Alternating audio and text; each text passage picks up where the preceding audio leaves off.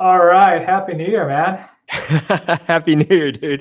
2019. We haven't done this in like, I think since like the end of the summer, right? Like since the fall quarter started, we've been, It's been a long time. Yeah, you had a pretty significant grind during the fall, right? oh man, my fall's always a significant grind. It always seems to be like more and more, even though I'm like, all right, this year's gonna be easier than the last, and then like more stuff happens.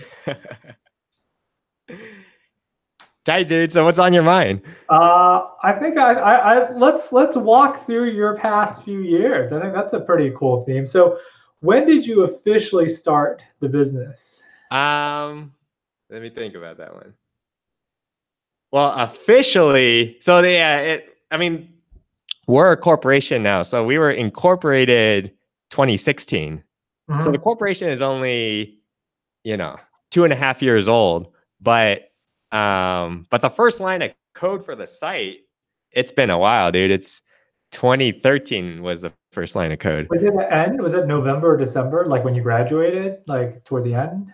Um, it was Or so I began 2013? graduated like officially 2013, but really done in 2012 toward 2012, the end of 2012, right? end Officially. of 2012. Yeah, yeah, yeah. So that fall quarter, my thesis wasn't quite done yet. And so I was wrapping it up. But then midway through fall quarter, if I remember correctly, I was Wait a basically minute. Were done. you TAing the last quarter, or what were you doing? No, no, You bumming around. no. I mean, it depends on your advisor, but it was pretty significant work to, the raw material for the thesis is say 3 papers, right? But then there's a certain amount of massaging that you have to do to turn that into a coherent thesis. And different advisors have different standards for like what's acceptable to get you out of there.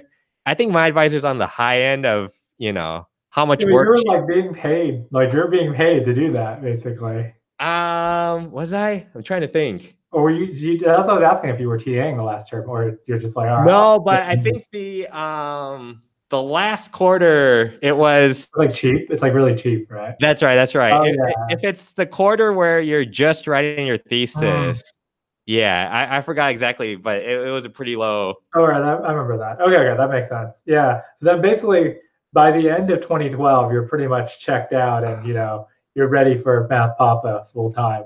Yeah, yeah. So that transition period, I mean, I'm trying to, remember this as accurately as I can, but yeah, there was a transition period where, when you're finishing your thesis, it's like 100% like, let me just get this thing done, right? And then once you finally submit it and you're confident that you're done, for me, any major context switch, it takes me some time to kind of get into it, right? Like, even these days when I'm working on a particular project, like once I'm done with it and then I move on to the next thing, there's a little bit of warm up time for me to kind of, uh, I don't know, just like those first few days when I'm starting something new, it's typically kind of slow. And then, going from being a PhD student to trying to start a business, that's like a huge context switch, right? And so, um, yeah, like those first couple months, if you were to ask me, oh, like on a day-to-day basis, what were you doing? Like, I'm not exactly sure, but like, I wasn't slacking either, right? Like, I was trying to, I don't know, I was up to that point in my life, my whole life experience was basically being a student, right? And so this idea of starting a business, it's like this huge black box, and um, I wasn't quite sure where to start. But like I zoomed out, I just said, hey, like entrepreneurship is something that from the outside looking in, I'm interested in. And so, let me just give it a year or two, see if I make any progress, and then I could reevaluate at that point. So, like, I would say you started in earnest early 2013, then, right? I mean, Yeah, yeah. yeah, early. So basically, was it 6 full years? Is that right? Yeah, that's fair. Or yeah, that's right. That's right. Yeah, yeah. So I think that's a good timing for this discussion because yeah, end of 2012, begin 2013 is this transition phase. But if you had to, really count, we'll say the entire 2013. So you have 2013, 14, 15, 16, 17, 18. Yeah, That's a and whole PhD. with the caveat of there was a period of time in 2014 when I was working with Eldar at Jetlore. That's like the lull in the middle of your PhD, right? I mean, you're still in the game, but you're kind of had a lull and in the middle. Yeah. It was yeah. Looking back, I'm very glad I did it because um it because I did not have any experience in industry. There were some certain software engineering practices that just being in a team that was doing the right thing, you pick up some stuff by osmosis that perhaps if you're trying to learn it from scratch on your own, you have some bad habits. So it was, I think it was net positive to have done. What was the timing? That was what, 2 or 3 years in, and then you were solo by yourself, and then when you moved to the Elder, I think, were you 100% time there, or were you still working on the side on your thing? And how long was that pause? So when I was a consultant for Jetlore, it was 50% time, and it was roughly, I think, a year long.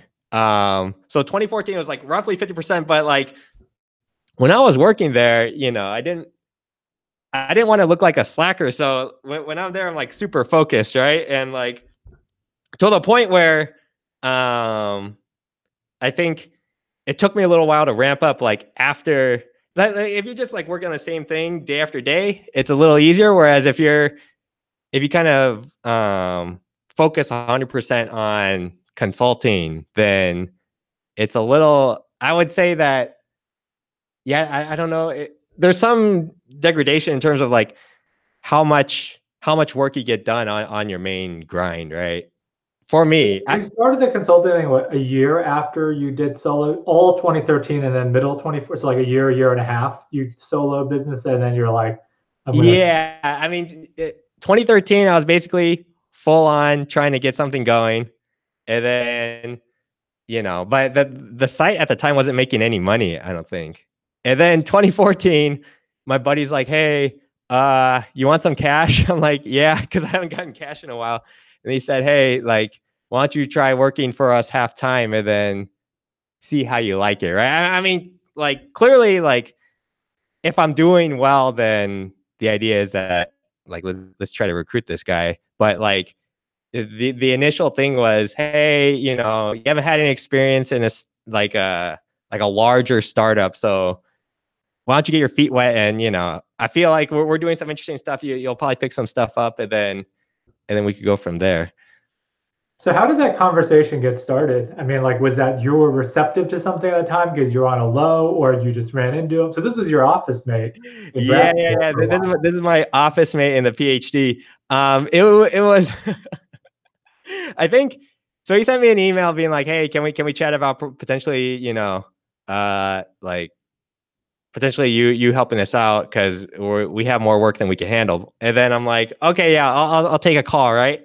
And then I opened the call and being like, "Hey, look, like I'm concentrating on my own thing, so I don't want to waste your time, but like I wanted to take the call, but most likely I'm not going to do it." But then he gave his pitch, and then I don't know, like my mindset changed. I'm like, "Hey, like." What I didn't want was it just to be a time sink I didn't want to trade time for cash. Like cash is nice, but I didn't need it that badly, right? Like what made it worthwhile was he pitched that they were doing some interesting data stuff in terms of like with Spark and I mean it seemed like I would learn enough to make that time worthwhile. So it it was interesting enough at that point where I said, "Hey, you know what? Let me give it a try for a month, and then if I don't like it after a month, then we could cut our losses and move on." But it was actually pretty cool.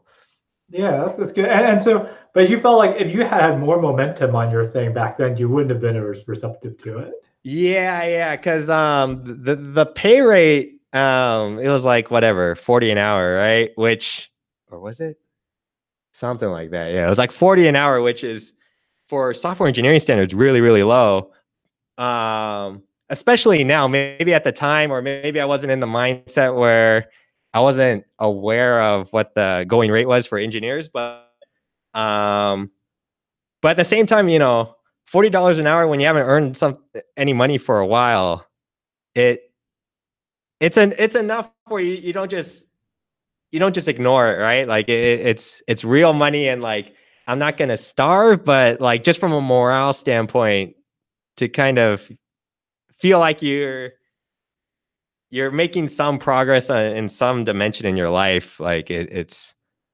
So was it more like you wanted to just, have some tangible kind of goal setting, or was it more like you felt like you wanted to learn a technical skill, or like you wanted to feel useful in an immediate way because when you're building your own thing in the beginning, it wasn't a lot of momentum? Yeah. I mean, I think it's all those things, and like I don't think I didn't, write a pro and con chart or anything, right? Like you just kind of think about it, and you um but I think a large appeal of it, if I were to break it down, is this idea of making progress on something, right? Like, because during the PhD, which is the closest experience I have to doing a startup before doing a startup, doing the PhD, there are certain periods where you feel like you're not getting anything done, right? And or I guess some people they hit the ground running, but for a lot of people it's a very demoralizing experience because you feel like there's no incremental progress. And so any life activity that you do where you feel like you're moving forward, it's a morale boost that can just lift up your spirits in general. So I think that was having had similar experiences in the PhD where maybe my main thesis work isn't doing too well, but you're working on some class on the side or some project on the side that has some momentum. Maybe that was part of the appeal, was that, okay, there's something where I'm actually making progress. And so like, if I feel that the positive feelings, then that could transfer over into, doing a better job on the startup. So let's go back a year. So let's how would you summarize your first year? 2013. Year one. Leading up to this, taking this contracting gig, and year. Yeah. It would seem from the outside that it's new. You're building up stuff. You feel like progress is being made. Why didn't you feel like progress is being made since I there's mean, so much to build? it's relative, right? Like there was decent progress being made, but like the a lot of it depends on your social circle. So for example, for me, right, like the whole idea of doing a startup seemed in some ways kind of crazy, right? Through different lenses, it's different degrees of crazy. Like Silicon Valley, like, oh, startup, everyone's doing a startup, right? So maybe through that lens, it doesn't seem that crazy. But from, let's say, my parents looking at me, right, or especially my mom, right, there's this mindset that a job is a safe thing, whereas something more entrepreneurial is riskier and perhaps like not sound judgment, right, to go in that direction. And so like my mom was prepared for it because like I had like in the middle of my PhD until the end, I was like, after this, like, it'd be kind of cool to try to build a company, right? That's To all you do, would talk about. yeah. And I gotta so, lean in a little closer to the mic. You're good, but you kind okay, of lean back sometimes. That's good. yeah. That's all you would talk about. That's right. That's right. And so, just these ramblings would mentally prepare her for like, oh, when he graduates, like maybe he's actually serious about giving this a He's going go. off the cliff. He's going off the cliff. Yeah. So through that lens, right? Like if you're looking at your buddy, I mean, in this case, it's you're looking at your son, but in general, like if you have a friend who's doing something that you think is risky, right, or is ill-advised, then like when you're looking at them and you're concerned for them, you want to see measures of progress that make sense to you, right? And so the one thing that I was successful at was, or relatively successful, was getting traffic to the site, right? I mean, so there was some. It wasn't like I was just coding and then it vanishes into a black hole and like no one cares, right? There was some amount of traffic that was landing on the site on a regular basis, right? And I forget the exact number, but like let's say in a day you get like 1,000 people visit it, right? And it depends on through what lens you view that, right? Like 1,000, it as a side project, that's kind of cool, right? On the other hand, if you're trying to make money on the site by like say running ads, right? And your daily traffic is 1,000, you're gonna have a tough time making a living off of that. So like, but so it wasn't like it was a complete failure, but after a year, it wasn't obvious that this would turn into something that could actually It wasn't sustain. there. You kind of tracked the growth, and then after, I mean, you saw an early plateau, I guess. Yeah, I guess that's fair. Yeah. Yeah, I guess that was my mindset at the time. Yes. So in the history of the site, there were certain periods where there'd be this big boost, and then relatively speaking, yeah, there'd be a plateau, right? And like maybe if you squint, you could see some growth, but like it in general, the growth came in. It's like a step function. So, all right, so you're going into, year or two, and, and then the contracting gig came up, and then, and then did you have time during that 1 year of contracting to actually make progress on your own thing? Yeah, yeah. So like my basic schedule was.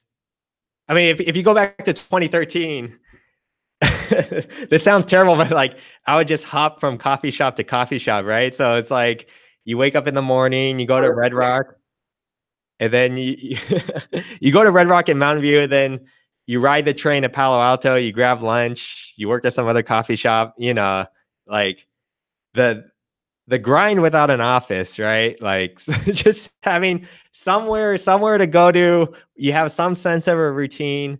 Um, there's some social interaction, not that you're talking a ton to the other people, but just when you're working on something by yourself, the smallest things matter. So like just having people around you while you're You working, never like work in your apartment.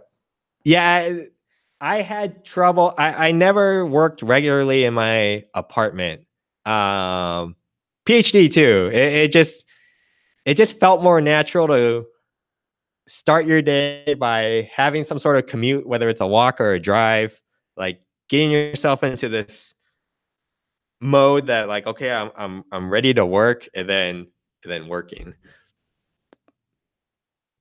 So, all right, so you got year one, you're solo, your coffee shop, you're bumming around the coffee shops, and then I guess in year two, you go to the office part time and stuff. And then when are you able to work on your own thing while you have this supposedly 50% contract gig, but you said Yeah, yeah. it costs more in your mind. The good thing was that yeah, the contracting, if I remember correctly, it was for the most part 2 days a week, right?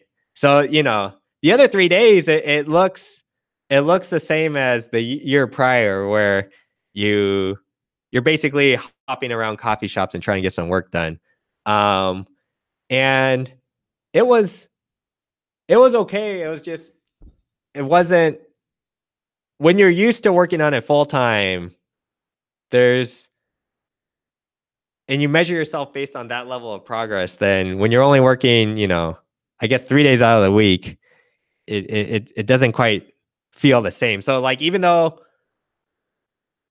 you might be making progress, like relatively speaking, it feels like not that much is getting But done. what was your goal during that time while you were contracting? I mean, was your goal to just keep going, or was your goal to like step back and reevaluate, or what was the goal during that time? So after the first year,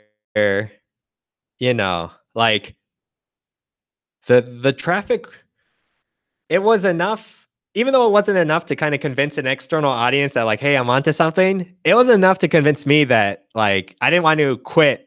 I didn't want to quit with this level of progress. Like I felt like it was a big enough sign that there was something. If I pushed harder, there was something worthwhile on the other end. And that's a trap, right? Like you could waste a lifetime like always thinking that it's a little further, but it I'm not sure objectively how to evaluate it, but at that point in time, I saw enough where I wanted to keep on going. And now looking back with the benefit of hindsight, how do you feel about that hunt back then? I mean, I'm pretty well. I'm pretty happy actually. Like, I think if you were to ask me, say a year ago, I might have had a different answer, or like 2 years ago, I might have had a different answer. But I'm at a state now where I'm happy I did the whole thing. I mean, so the business is at a point where, it's making about what, 1.5 engineers would make at Google, say, right? And with a team of two, that's pretty good. Like, you're taking a little bit of pay cut to have a little more independence, but A lot more independence, right? It's a lot more. yeah. And there's growth opportunity, right? Like, we feel excited about trying to push it further, and we'll see how it progresses. But just to get to this point where, 6-figure revenue, like, you believe in the direction of the project. Like, you're not making money doing something that you feel shady about, right? Like you believe in the mission of the company, and you make enough to sustain yourself. Like that's a level where I think, if you told me when I started that I would reach this level, there would be a certain amount of satisfaction on even having gotten this far.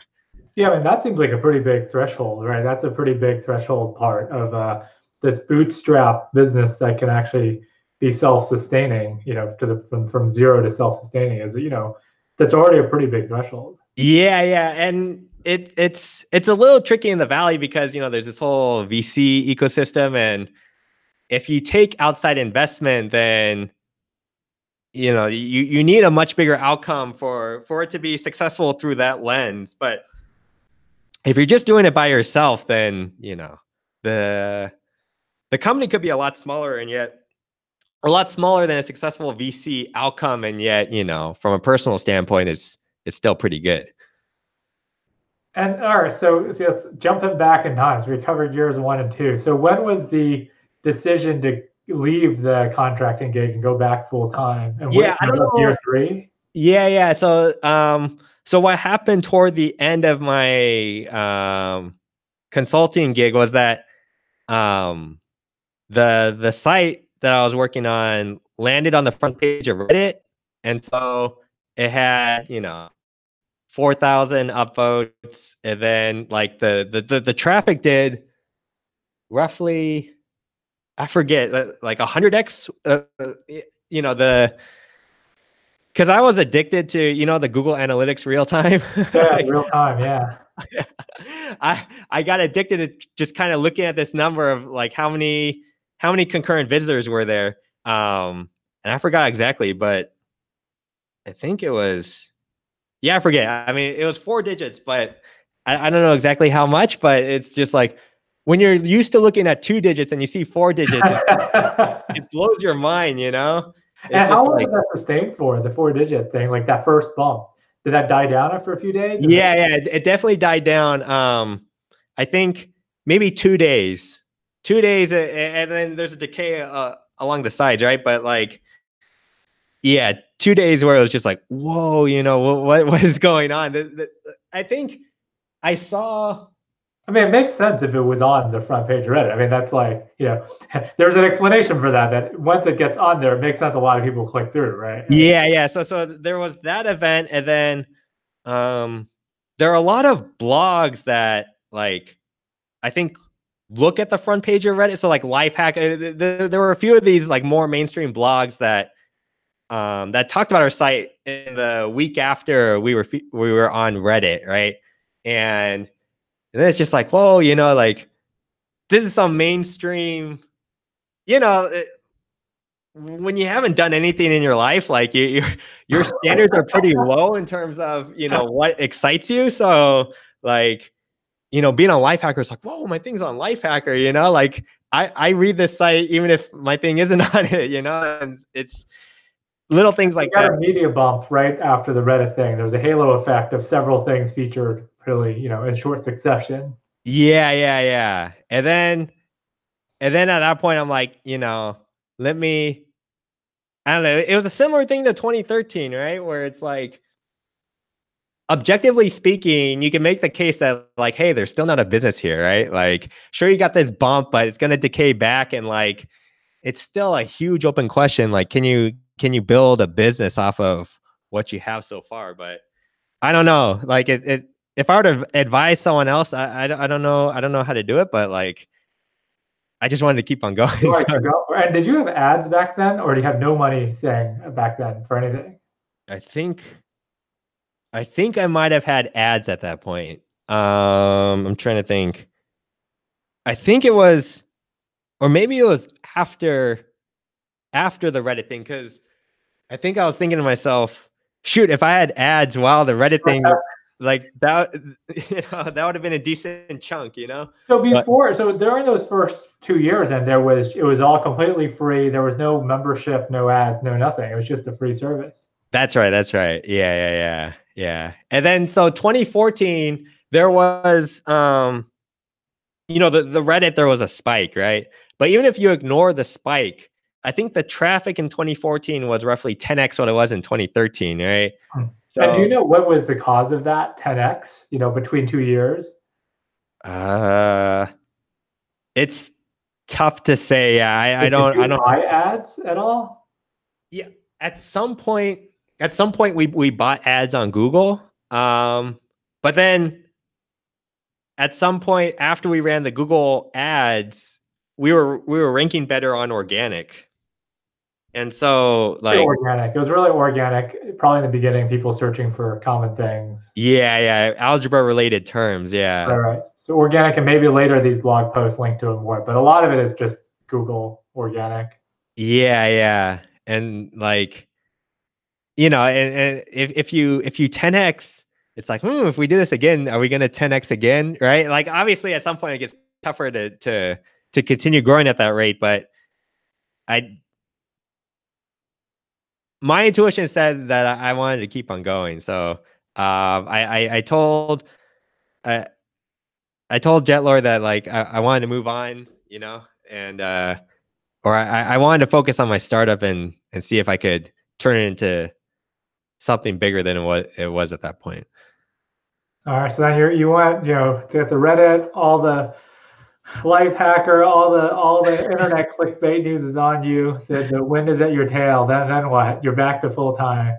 Yeah, and then so like, I guess what some people might be thinking is like, hold on, like, what the heck are you doing? What the heck takes 2 years to build, right? Because depending on the startup idea, some startup ideas they're relatively quick to validate. So there isn't this like gradual push of like, oh, every day you're writing code and you keep on writing code. Like, I think that's an anti-pattern. Like that's a common failure mode is you pick a project that is technically complex, right? So there's always something to do, but you don't validate that there's a need for the product.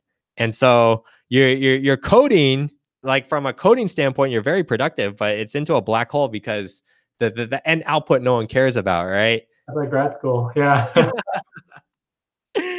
um and so like, yeah, looking back, it's kind of an anti-pattern, but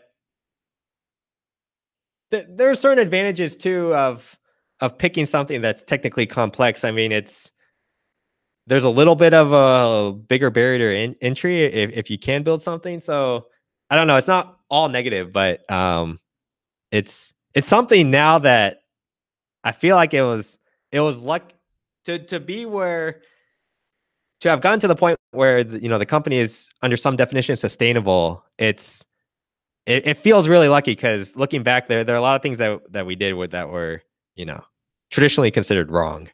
Um, Like coding for 2 years with that. yeah, coding for 2 years without more of a monetization strategy or more progress on that end or more. I mean, you don't have to monetize early, but if you don't monetize early, then your web traffic should be growing. All right, you need to be spending time on growth rather than, yeah, if you're not monetizing, you need to spend time getting bigger numbers at least. Yeah, yeah, yeah. And so it was tricky for me because, like, these numbers are big to me, right? And they're big compared to, like, you look at some early numbers of some of these social networks, right? If you compare it early enough, then some of these numbers are bigger than, when they were in Early enough, yes.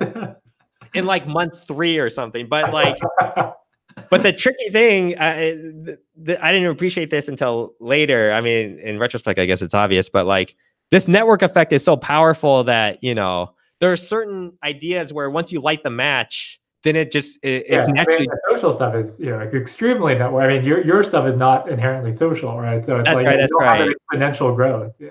That's right. So there's no, just because it gets more popular doesn't mean that the utility of the product increases, right?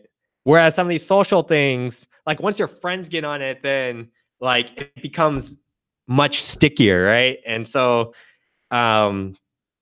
it's uh, I wasn't sure how to compare those numbers, but it's definitely an apples to oranges thing. Like if I had appreciated what the characteristics of my product was, then there's a different set of criteria that you use to determine So like they how were good an lucky you idea is. didn't do that because otherwise you would have given up.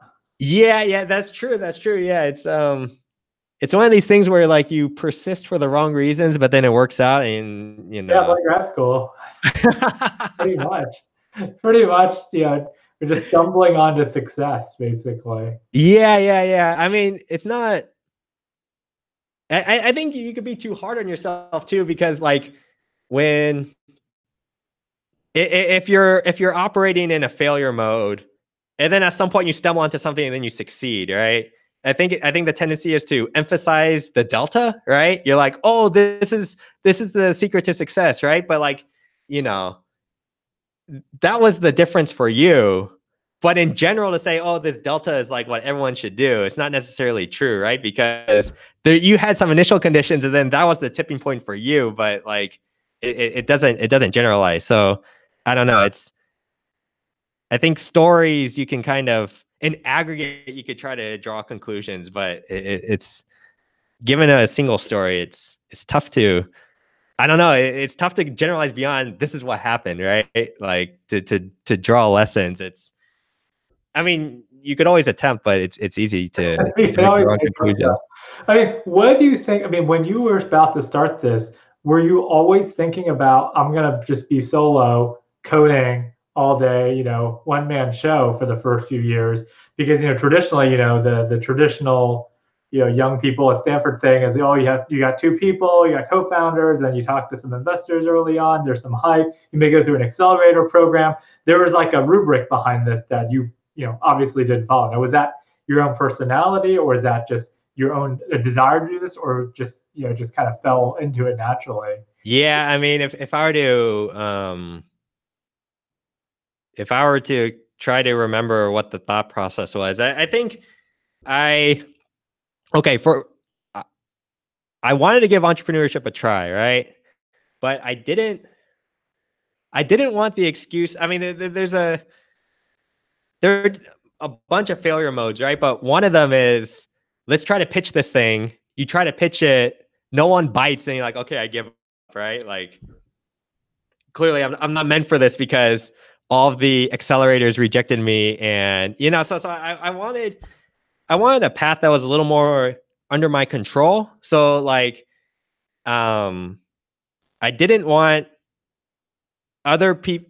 I basically wanted to avoid gatekeepers. I guess that's Yeah, yeah, makes sense. Yeah, I mean, you wanted to, it's like you want to avoid that path in the story where you really quickly get shot down. Like going to American Idol right away, right? It's like American Idol's coming to town. Let's just go to American Idol, and if that fails, that's over. Yeah, yeah. Like I didn't, it's not like I wanted the VC to open the fortune cookie and be like, oh, this wasn't meant for you. And then, that's the end of the story. Like I knew, I mean, growing up, I always had an easier time, like if a test were written, right? And like, you're just evaluated on whatever answers you put on your sheet of paper, right? Like that was always a task that I was pretty good at.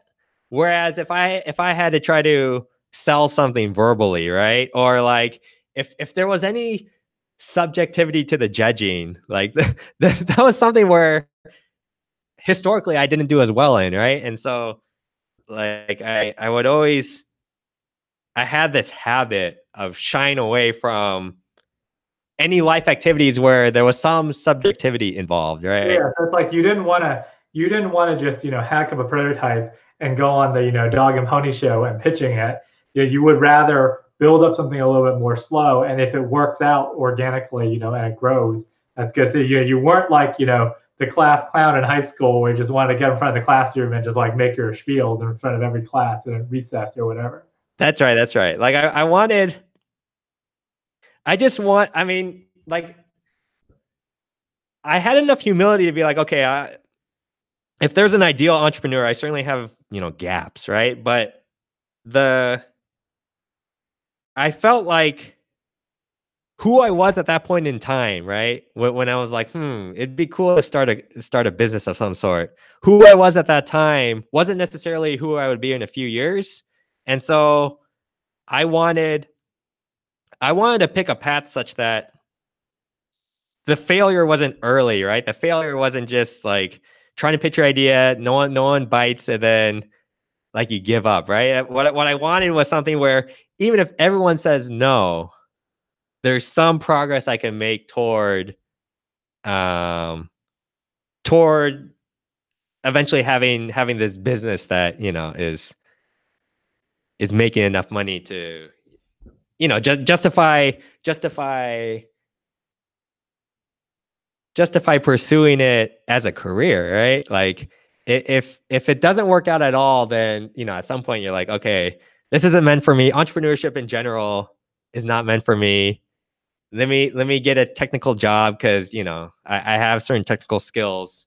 I could get a technical job, and I gave it a go. It just at some point you got to give up, right? Yeah, and you gave yourself time to actually develop some expertise or experience in it rather than the American Idol's coming to town next week, let's cram and practice and just try to go American Idol, right? Because like the mainstream way is okay, let's just like do an accelerator thing for 3 months, or hack together something at a hackathon and then go and pitch it to whoever's nearby. And it's really exciting kind of for a while, and then if it doesn't work, okay, we'll like interview for jobs, and it's like it's over in 3 months. Yeah. I guess part of why I didn't want to go that path was that I wasn't really. I mean, at that point in time, I had a PhD in computer science, but like in terms of prototyping or like building something that other people want to use, I had basically zero experience there, right? Or other than, I mean, I take that back. I because in the Coursera, I had some experience with building software that people use, but like that project, I didn't come up with a product spec, right? Like it was purely engineering. It's like, okay, this is the input, this is the output. Can you do it? It's like, yeah, that's any grinder can do that, right? But I just I felt like 3 months, yeah, my skills were not at the point where I would have enough traction after 3 months where I would get the green light. Yeah, this is huge. I mean, I think it's really deep. It's just kind of you know it's kind of giving yourself enough time to be in an age, especially in the Bay Area, in this kind of startup environment where there is such a youth oriented, not only youth oriented culture, but a really rush oriented culture of like go go go go. Every month, every week, there's like another headline.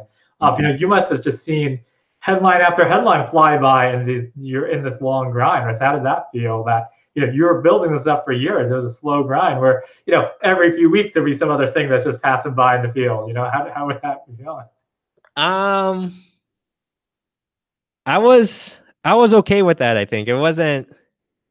I think certain people will be like, "Oh my gosh, like my thing hasn't taken off yet. Like, well, why have all these other things?" And uh, especially some of these stories where they come with this idea, maybe they work on it for a month, and then they raise whatever $4 million, and it's just like, what the heck? And then sometimes the idea doesn't even sound that good to you, right? And you're just like, what the heck happened here? And like my thing's legit. My thing has X 100,000 of people visiting it per month, and like no one cares, it seems.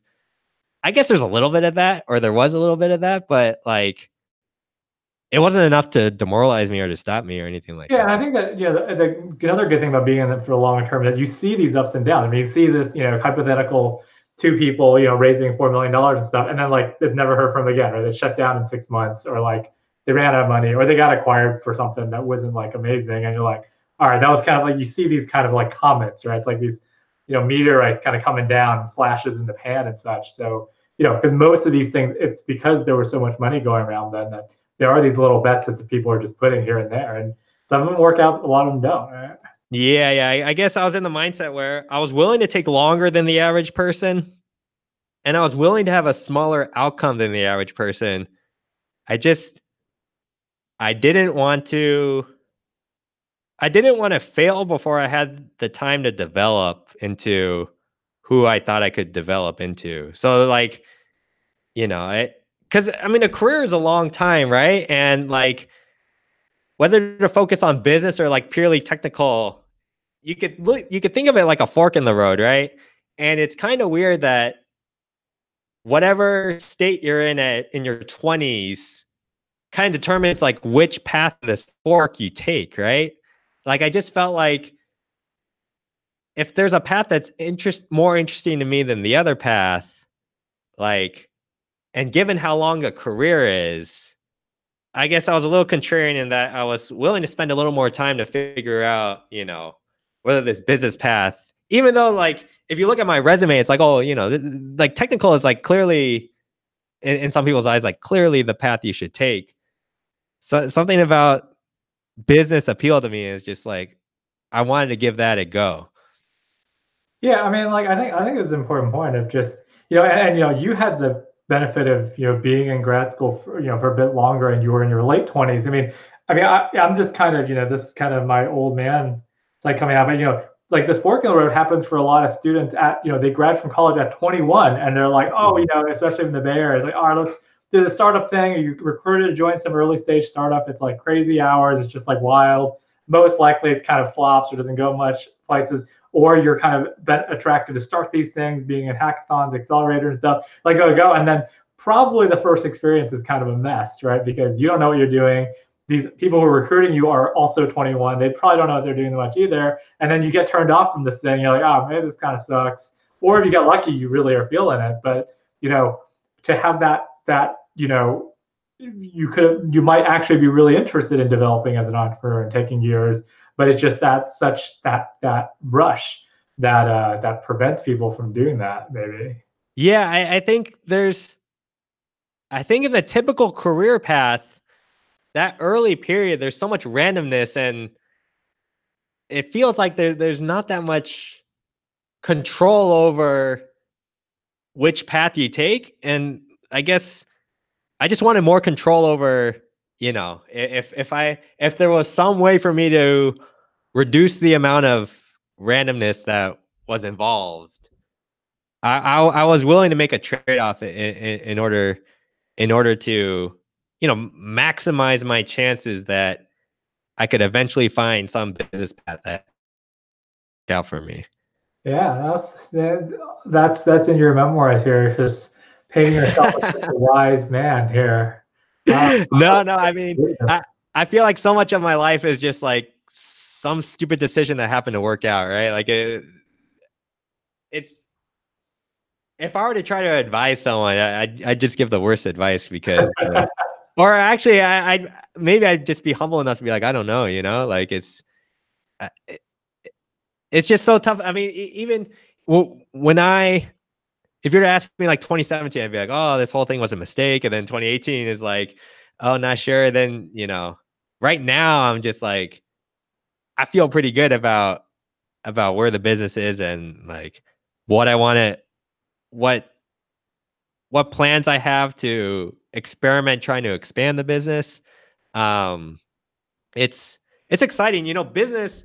I think of it like a video game where you can make money. Like you just like type like and gambling, like a video game where you can make money.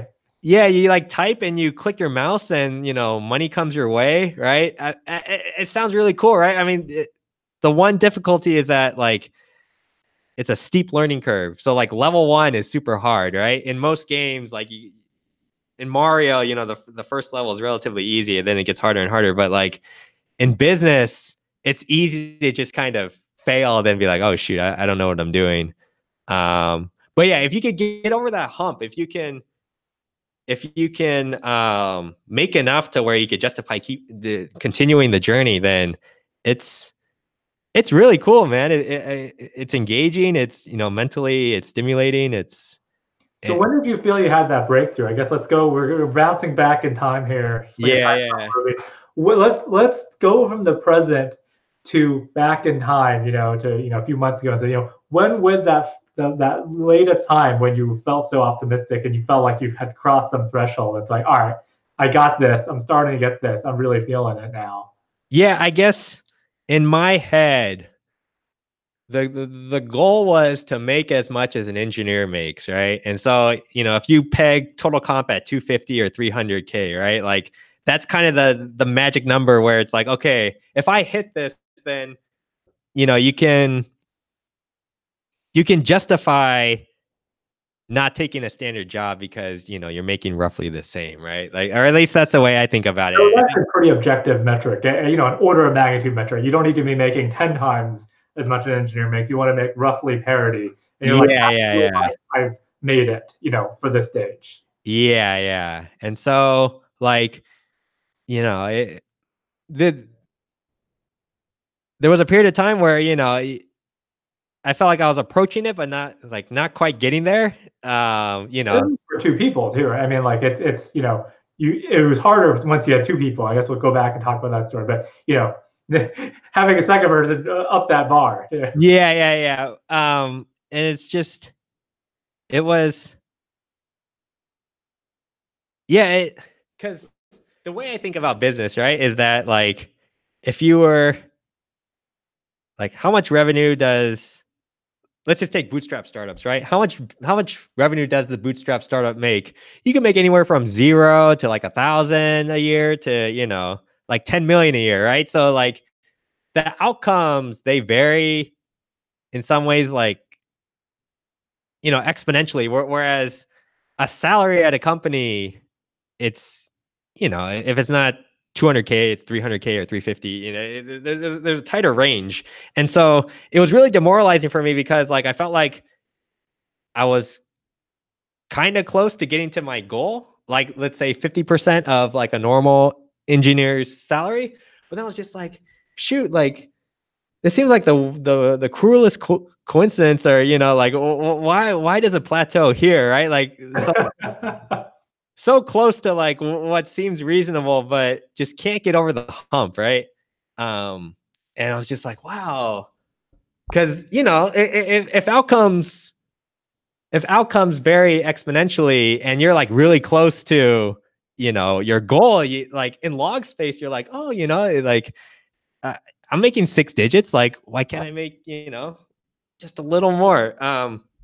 But yeah, so I think there were certain step functions in the business that kind of helped us get over at least that hump, right? And then so like one was the initial model for monetizing the site was ads, right? So just, you know, if you have a website, then you just put an ad on the side, and that makes a decent amount of money. But the issue is that if you want to 2x your revenue, you got to 2x your traffic, right? And like that's relatively tough. Plus, the ad rates, they change, right? Like you think you 2x your traffic and you 2x your revenue, but then you 2x your traffic and then the rate goes down by, you know, 30%. And so you run into that issue. You have the ad system. Yeah, you're at the mercy of Google. Yeah. Yeah, yeah. And in general, I think ad rates have been going down. That's why sites like BuzzFeed, they're, you know, they looked hotter maybe a few years ago than they do now, because this model of just trying to get eyeballs and then, you know, multiply the eyeballs by your advertising rate, it's not as attractive a model. But yeah, so once we switch from an ad rate to um from an advertising business model to one where, you know, we have premium features, right? that helped us kind of get over the hump. Um, and then once we discovered that, it took me long. I mean, looking back, it's just like, why'd you wait so long? But like, finally, we upgraded our mobile apps to have the same model as our web, and then that increased things such that right now we're in an okay position. Like we can. So it's basically membership. I mean, there's a monthly membership model. Yeah, I mean, there's a free mode too, where there's some limited daily usage for free. But yeah, there's for web, iOS, and Android, there's a premium option, right? And so if X% convert, then what looked like something that wasn't from a business standpoint working out, it's starting to work out. And so it was a lot of effort toward getting people to do membership then? I mean, has that been a big push? It was, I think a lot of it was a mental barrier. It was a tough decision. Like when you start off wanting to offer everything for free, right? But then like the numbers aren't working out, right? Like you're making, like as a side project, it's pretty cool. But as a business, there's a different bar you want to get over. It wasn't quite working out. And so in an act of desperation, it's like, let's try putting the emphasis on premium as opposed to the free and the advertising supported. And then once that worked out, yeah, I don't know. Yeah. So certain decisions, like, if you take the 6 years and you want to crunch it into 2, that might be tough. But if you want to crunch it into 3, these decisions as to like testing whether a premium option will work out, you could do that earlier, right? And do you think you could do it early in the sense of like, do you think that back in 2013 or 2014, like people were willing to pay, or do you think it was just you waited long enough and it was actually lucky you waited until later? Or do you think people would be willing to pay? Yeah, I mean that's a good point. So the willingness to pay for a subscription, that's gone up in recent years. And it's because people are tired of ad stuff. People are more tired of just ad. I think so. It's hard to speak for the population at large, but just looking at my personal experience, my spending online has gone up significantly. Like Kindle, I've probably bought 100 Kindle books in the past. You just want like good stuff, not all ads. That's right. Like I think there's this mental hurdle to paying for stuff, but then at some point you make the calculation like, hey, if my time is worth, let's peg it at something like 50 an hour, right? Like if you're wasting your time on some site, some trashy site just because it's free, like you should be spending that time reading something that's right. So like when you pay for content and you read it, you're spending not just for the content, but you're investing your time to read the content, right?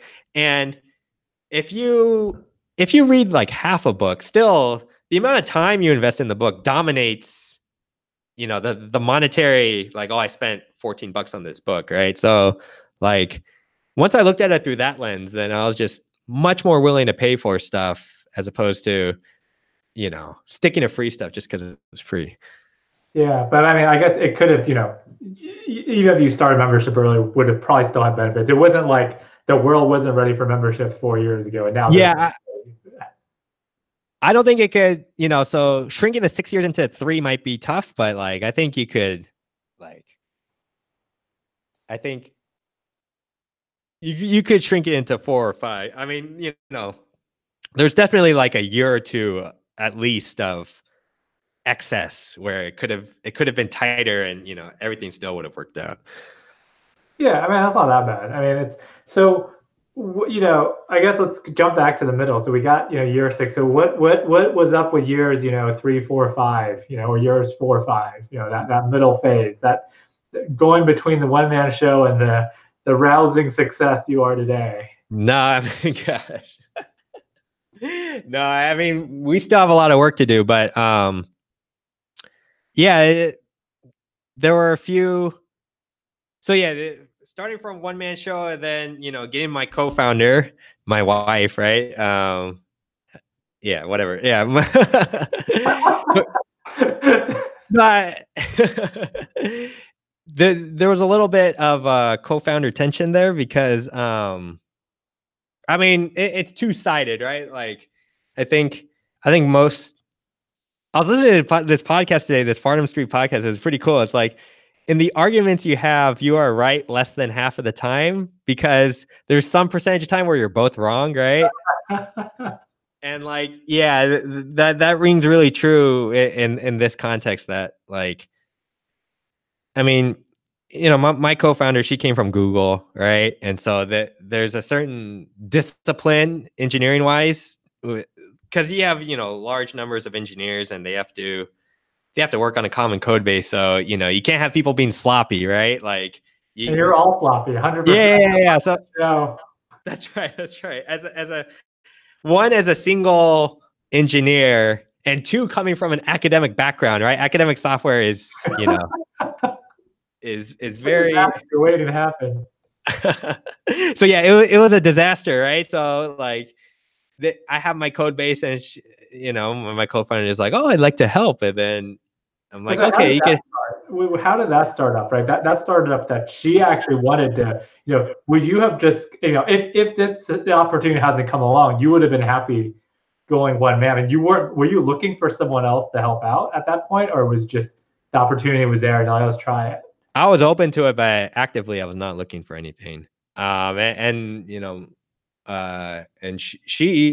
Priscilla, she quit independent of this idea of joining with me, right? It was more like, she just wanted to see what else was out there in general. But then it's natural. Like I'm working on this thing, and she's like, "Oh, it'd be nice to help out." And then so I'm like, "Okay, cool. Why don't you take a look at this code base and then read it and come back with spend some time reading it, and then we'll sync up, and then we could talk about it, right?" And she just like glances at it, and it's like, "Oh my gosh, this code is like the worst written code ever." I'm just like, yeah, like never mind. Uh, well, I mean, it was tough, right? And it's just like, all right, let's try to have a discussion about this. Like maybe we were too hasty, but like, yeah, it was really tough. Because there are a few. It's an argument that's not easily settled, right? Because there are multiple reasons why, an outsider would be unable to read code, right? Like one, I could have written it poorly. Two, the person reading it maybe didn't take the time to, maybe the software is involved enough where, no matter how well it's written, there's still some ramp up time required. But in any case, yeah, it was really this culture of like Google where like everything's code reviewed, and like combined with me where I just like I want to do what I feel like.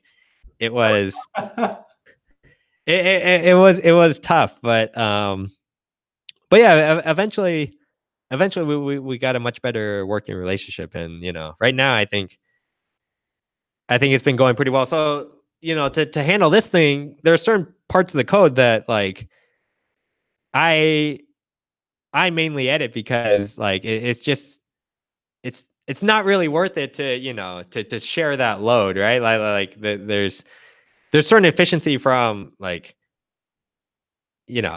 I if you want to change it, if there's a bug, I can fix it relatively quickly. So it wasn't there were other things to do for the business. Up the work, I mean, it's been like 3 years, right? So how would you characterize the split up of the work, in the past 3 years? I mean, it's kind of interesting because we split engineering, and we split so you could kind of think of it as like there are two buckets of like one is doing the stuff, right? Like there's a straightforward engineering task, and then two is like figuring out what to do, right? And I think right now, informally, we're kind of like 50-50 on both of those things. But yeah, I think I mean we're not operating at peak. Like I wouldn't say like, oh, we've settled on something that's perfect, right? But like it it works reasonably well. So it's just if if there's something that you want to do, then you peel it off and you do it. And then, if you want to take a step back and like think about, okay, this is where we are right now. Like, I think this is a feature that would be interesting, and then you can either chat about it or, you just go for it too. If it's quick enough, then you could just test it and then relatively quickly figure out if that's a promising direction or not. Yeah, it seems like it's a pretty good setup now because there is revenue coming in, so you can try these things, and it's not like you're not in panic mode, like, oh my gosh, next week we're gonna die, and like we gotta panic and Yeah. And that was something that was underappreciated, I would say. Well, the point you just mentioned, that once you get to a certain level of revenue, there's a certain, it's not so much complacency, but like there's a little bit of a security, so you're not like unnecessarily antsy, right? Like you're not in panic mode. Yeah, you're not in survival mode. Yeah. that's right. And so you could be a little more thoughtful about, okay, like, because I think if you're in panic mode, then you could kind of just like come up with a half thought out idea, try it really quick, it doesn't work, and then like it. There are certain inefficiencies that can pop up if you're not in a good mental state. And I think having your revenue below your desired level, it could lead to suboptimal decisions, depending on who you are. But yeah, I would say that is true for us. Yeah, I'm really feeling this. All right, so we got a few more minutes left. So, looking forward, how happy would you feel if you were at this cruising altitude for a while and just, being comfortable trying out stuff, or are you antsy for like the next step up? Oh yeah, Are yeah. you comfortable at this? You feel like you've overcome some threshold, you're above the clouds, and you're kind of at a good cruising altitude for the time being. You can live a fairly comfortable life and do stuff and have this independence that already most of your peers aren't able to have, right? Even if their salary is a bit higher, they don't have that nearly that level of independence, right? So how happy are you at the cruising altitude now versus like, oh, I gotta go up into space like Elon Musk? We're still antsy. I mean, it's because there are a couple issues, right? Well, one is that like the internet software in general, like you cannot take for granted how long you're going to be around.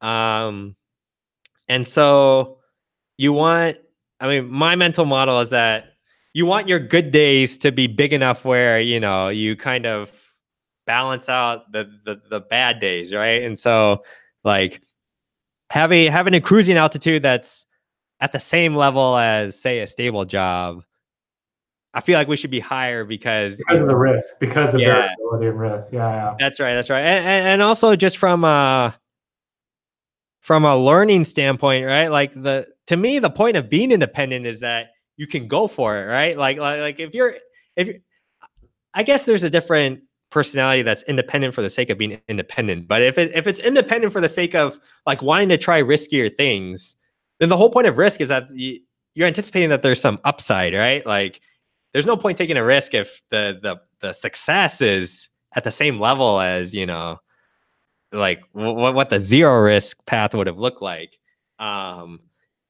And so through that lens, yeah, I mean, just from a business standpoint, like we want, it's a very common problem. Like, here's a business, how do you grow it, right? And like answering that question in general, and we get this specific example where we get to, test our ability to expand something. That to me is exciting. I mean, that to me is a challenge that's pretty stimulating.